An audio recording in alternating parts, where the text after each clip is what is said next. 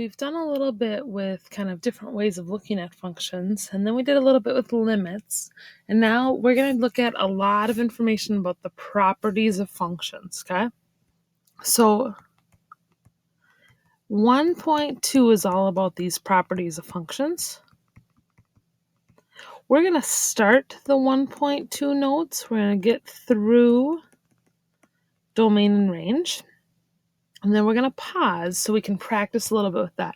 So these notes that we're starting right now, we are going to add on to in the next lesson that we do. But for now, we're just going to kind of kick them off. And then we'll go from there. So we are looking at properties of functions. In other words, what are some key characteristics of all functions? And what vocabulary do we need to actually talk about this, right? We're going to talk a lot about some vocabulary. So we can all speak the same language of the language of functions.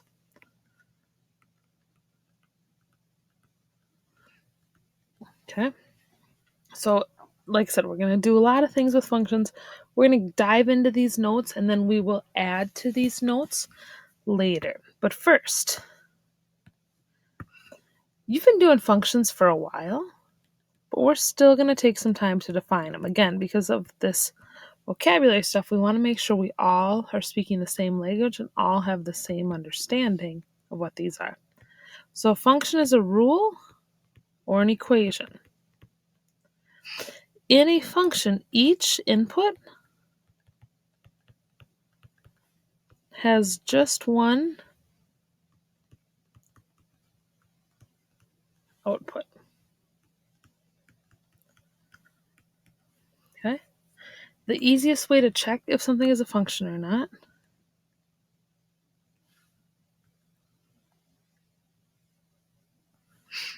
is with something called the vertical line test. Okay? I'm going to put my lines on the lines just so it's a little bit easier. So I'm going to give you two functions that we're looking at. Here is the first one. Very fancy curve, not super exciting. Here's the second one.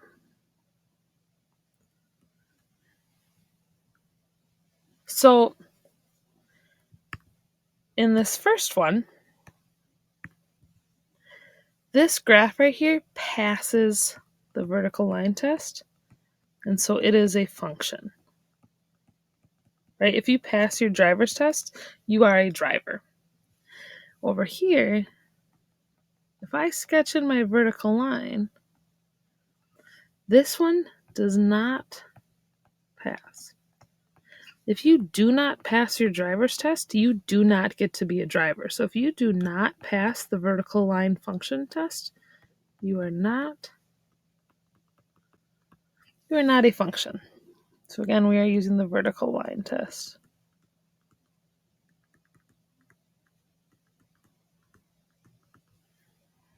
Okay, so we're going to be talking about some stuff with functions. And as we dive into this information on functions, we are going to really focus on, at least to get ourselves started,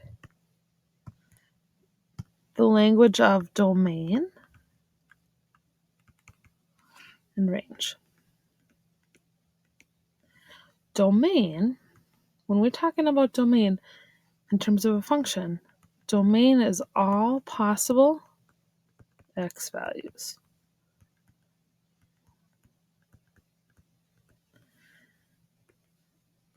Its partner in crime, so to speak, is the range, which is all possible y values. Okay? And of course, we've got different ways of dealing with this. We can look at the graph and read what are the x's doing, what are the y's doing. But for domain, I want to talk a little bit about how we can use, or what the equation can tell us about the domain. So for domain here, oops, my box just randomly stopped working.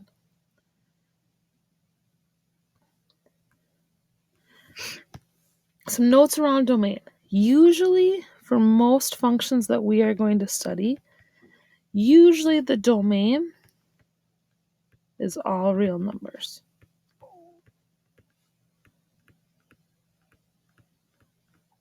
In other words, any number you can think of, chances are, is going to work in the majority of functions.